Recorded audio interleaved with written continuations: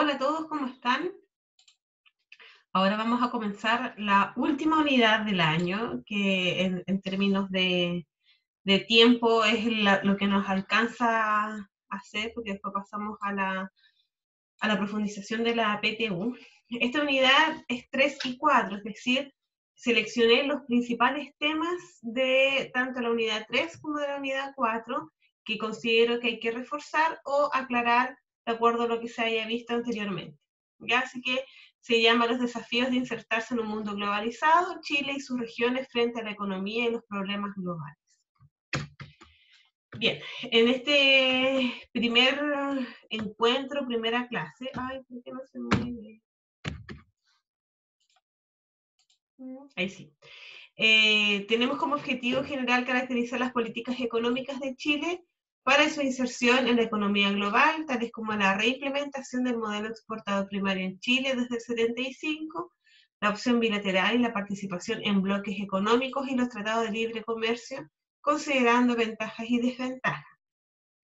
Yo espero que en la medida en que ustedes vayan escuchando estos contenidos, vayan recordando que durante primero, segundo y tercero medio fuimos viendo algunos de ellos, por lo tanto no debería ser tan desconocido o tan nuevo lo que vamos a trabajar.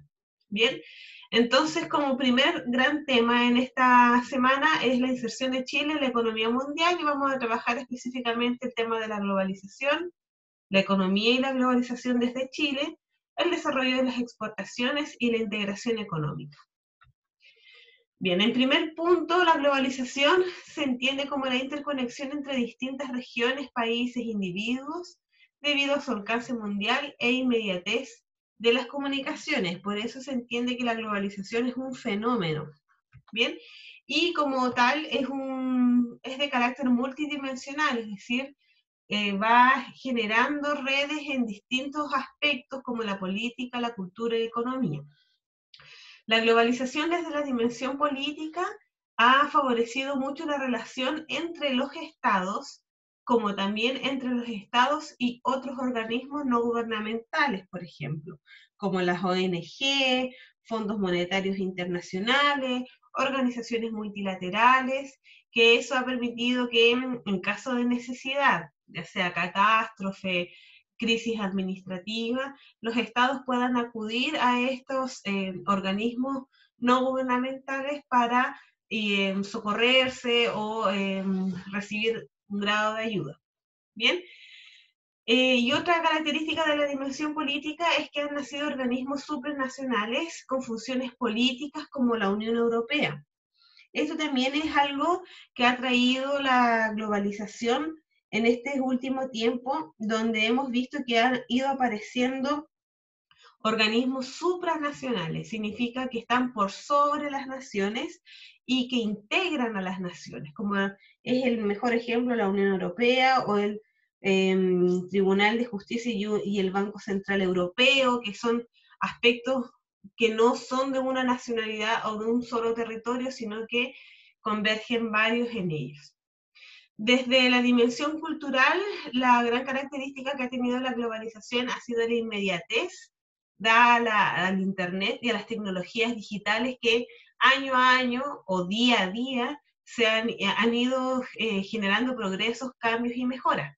Bien, recordemos que el Internet aproximadamente nace o se comienza a masificar en la década de los 90, siendo una red bastante lenta, muy particularizada, muy sectorizada, a ser hoy día la gran red digital masiva y súper rápida que es en la mayoría de los casos.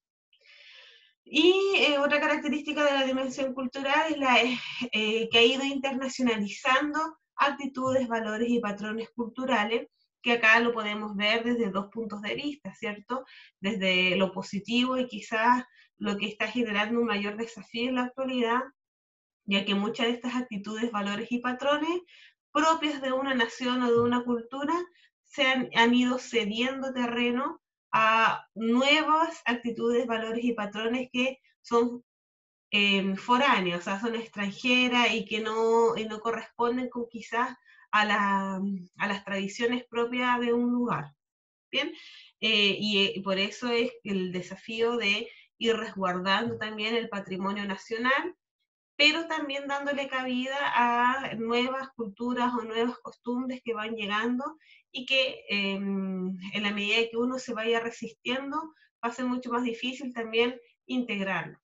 Y desde la dimensión económica podemos ver que la globalización está generando una gran intensidad, una gran masividad del intercambio comercial.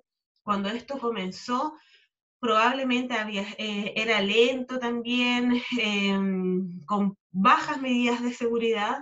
Alrededor de 1950 comienzan los primeros intercambios comerciales con volúmenes muy reducidos de intercambio para potenciarse hacia la década del 90 con la masificación del Internet, llegando a incorporar plenamente mercados internacionales de China, Vietnam, por ejemplo, que estaban conformados o que tenían una tradición de unas economías más cerradas, por ejemplo. ¿Ya? Entonces, igual la globalización ha empujado a países que tienen ciertas características políticas o culturales a abrirse a una economía mundial. La producción en el mundo global. Bueno, acá tenemos que entender que para que esto funcione en términos económicos, se han tenido que modificar estrategias comerciales y estrategias laborales para que esto funcione, ¿ya? Porque si seguimos pensando en un trabajo como se hacía antes de los años 50, probablemente va a ser incompatible con las necesidades que tiene la globalización y el intercambio económico. Por ello han aparecido algunas estrategias como es la deslocalización. La deslocalización es una estrategia de organización del trabajo que existe hoy día, por si ustedes se acuerdan, cuando lo hablamos años anteriores, que estaba la deslocalización y la desfragmentación. Pero particularmente la deslocalización implica que los componentes de un artículo son fabricados en distintos países. ¿Eso por qué? Porque se va abaratando el costo, se permite la movilización de las partes de ese producto de una manera mucho más rápida y probablemente la mano de obra de los países donde se destinan la elaboración de aquellos artículos es mucho más barata, por lo tanto, eso significa que el producto va a ser mucho más barato. Esa es una estrategia. Ustedes pueden considerar que es bueno, es mala, es necesaria, no corresponde, pero es una estrategia que está instalada ya dentro de la línea de producción en un mundo globalizado. Esta deslocalización ha generado que nazcan empresas o mayoritariamente nazcan empresas de bienes intermedios más que de bienes finales. ¿Por qué? Porque las empresas se han dado cuenta que, dada la deslocalización de este sistema o esta estrategia de producción, es más conveniente trabajar productos particulares o bienes particulares que vayan para algún bien final y no hacer el bien final propiamente tal, porque es mucho más costoso y también es mucho más lento. Bien, por eso la deslocalización implica que varios países, entre comillas, vayan como aportando, generando estos bienes intermedios. Apunta a lo mismo, al abaratamiento del costo de la producción. ¿Qué es lo significativo? ¿Qué es lo que se podría rescatar? Es que dentro de esta línea de producción existe algo que se llama el valor agregado, donde los países o las empresas en particular se han dado cuenta que no es lo mismo hacer un auto, no sé, pues en Brasil, hacer un auto en México, ya que los estándares pueden ser distintos, la calidad de los productos con que trabajan es distinto, entonces eso va generando un valor agregado donde el consumidor en este caso valora mucho más el origen de ciertos productos que por otros.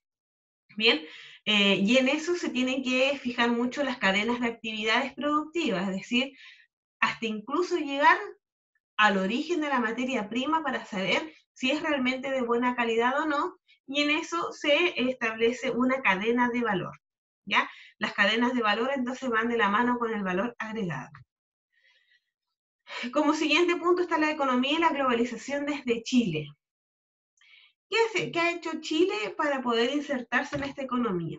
Bueno, Desde la llegada de un modelo neoliberal en la década de los 80, 70 y 80, con la dictadura de Pinochet, la economía chilena ha ido obviamente modificándose hacia una apertura comercial muy grande, a insertarse en un mundo globalizado, principalmente en la década de los 90.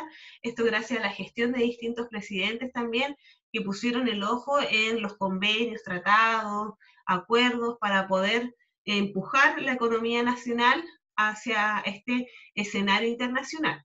Para ello se han generado y se siguen generando, se siguen trabajando distintas estrategias para lograr estar a nivel internacional. Entre ellas está la liberalización comercial y financiera, que tiene que ver principalmente con que la economía o el comercio eh, comienza a bajar drásticamente las tasas arancelarias que dificultaban el intercambio comercial. Bien, las tasas arancelarias son los impuestos, impuestos que se pagan en la aduana, en la entrada de los productos. Entonces, al disminuir esas tasas arancelarias, permite o facilita el ingreso de productos y obviamente incentiva el intercambio comercial. También tenemos la privatización de las empresas públicas y de seguridad social y de salud. Bien, una de las primeras cosas que se realizó para que el Estado comenzara a ahorrar recursos fue el proceso de privatización, ya que las empresas públicas y el costo de seguridad social y salud que asumía el Estado años anteriores era muy alto. Dinero que por lo demás comenzó a ser aprovechado en mejoras en la infraestructura para esta misma apertura comercial. ¿Cómo qué me preguntarán ustedes? Bueno, la modernización de los puertos, modernización de las carreteras, modernización de los aeropuertos, todo ello que son grandes puertas de entrada de Chile y de flujo comercial. Por lo tanto, ese dinero que entre comillas, ¿cierto? Se ahorró Chile en mantener las empresas públicas, la seguridad social y salud, se comenzó a destinar en otros aspectos que potenciaran la inserción de Chile en la economía internacional. Bien, está también entonces la flexibilización de la legislación laboral para desregular el mercado del trabajo. Esto implicó que la nueva legislación respecto al mercado laboral o del trabajo facilitará a los empresarios la posibilidad de contratar y despedir trabajadores, ¿ya? Que eso es lo que tiene que ver con la desregularización del mercado del trabajo o del mercado laboral. Antiguamente, ustedes sabrán que un trabajador entraba a una empresa y moría en esa empresa y se le pagaban todos los años de servicio y era muy difícil despedir a una persona más que por sus méritos, sino que por la cantidad de años y tradición y cariño quizás que se generaba. Hoy día la desregularización del mercado laboral fácilmente hace que los contratos sean rápidamente renovables, que haya periodos de prueba donde no se les paga muchas veces a los trabajadores, o muy difícilmente se logra un contrato de planta, que se llama sobre todo para el mundo público. Y ahí esta flexibilización ha ido en directo beneficio para los empleadores, porque así rápidamente pueden ir a hacer rotación de trabajadores, evitar el pago de indemnizaciones muy altas por los años de servicio, más aún considerando que los años de servicio tienen como tope 11 años en la mayoría de los trabajos, salvo algunas excepciones en el área minera. Bien, la fuerte disciplina presupuestaria. Bueno, esto significó que los gastos del Estado se acogieran a un presupuesto definido y bien fijado, ¿ya? No que se gastara y se empezara a gastar y empezara como a drenar dinero para distintas áreas, sino que la fuerte disciplina presupuestaria ajustó un presupuesto a distintos ítems y para así no salirse de los valores que se fijaban. De esta forma, se evitó el déficit fiscal y se puso freno a la inflación que forman parte de los problemas macroeconómicos que puede tener un país. Otro punto es el mercado que regula el tipo de cambio y las tasas de interés. Antiguamente, bueno, con otro modelo económico, esto lo regulaba el propio Estado, pero en este sistema que nosotros nos encontramos hoy día, es el mercado el que regula los tipos de cambio y las tasas de interés, con tal de que los agentes privados puedan actuar fijando las reglas del mercado. Obviamente esto va en beneficio de lo que establece la ley de la oferta y la demanda en todos los que forman parte, son agentes activos de este mercado. Y por último, el control de la tasa de inflación, que es como el gran talón de Aquiles de todos los mercados, de los países en general, ya que la inflación es un mal crónico que siempre ha afectado a las políticas monetarias de Chile. ¿Ya? Si ustedes se recuerdan, en el periodo de Alessandri, en el periodo de Carlos Ibáñez del Campo, para qué decir el periodo de Allende, y también bajo el periodo de Pinochet, hubo grandes tasas de inflación, los cuales se han ido regulando en la medida que se han generado políticas monetarias mucho más acorde a los tiempos y más de carácter preventiva. Bien, entonces, para poder insertarse económicamente Chile, ha sido necesario aplicar todas estas medidas y poder competir con brazos fuertes en las economías internacionales. Otro tema importante es el desarrollo de las exportaciones. En cuanto al desarrollo de las exportaciones, es fundamental el intercambio de los bienes y servicios, donde se ha establecido ventajas comparativas en el desarrollo económico de Chile.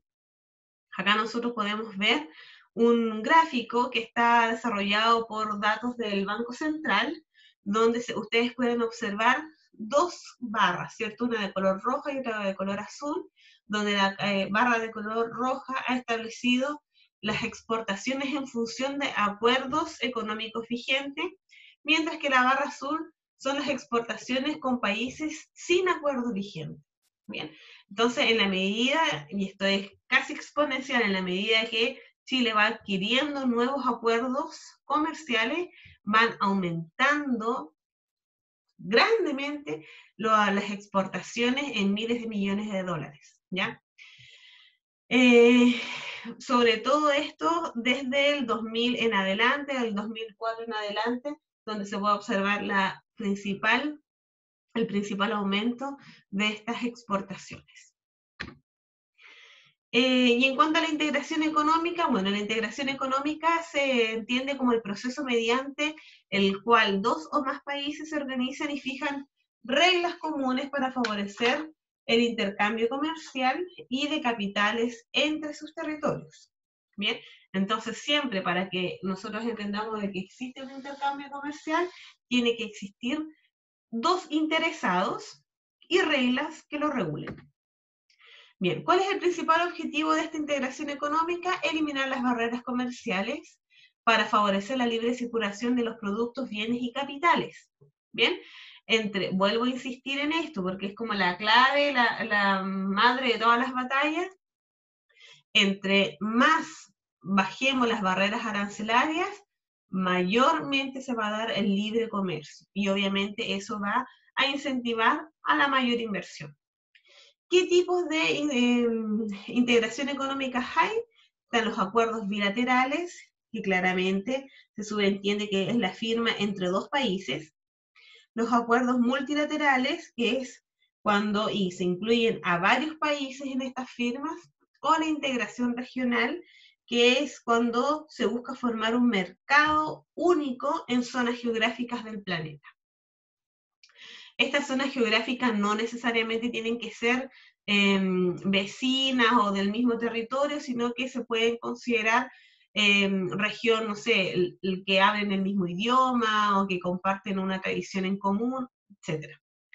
Y en cuanto a los tratados, bueno, es interesante plantear que Chile tiene más de 22 tratados vigentes, con más de 60 países, donde se destinan las exportaciones que genera Chile, que principalmente son de materia prima, siendo el cobre el gran producto hoy día, que es como sigue siendo la viga maestra de la economía nacional.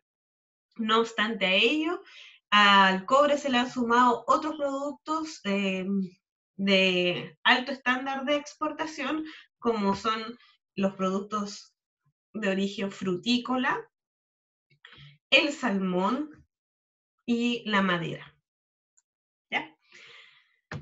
Bien, y para terminar, ¿cuáles son los tipos de integración regional? Están las zonas y tratados de preferencia arancelaria o aduaneras que establecen rebajas arancelarias recíprocas entre dos o más países. Bien, son estos tratados entre dos o más países donde el principal objetivo es bajar los impuestos aduaneros.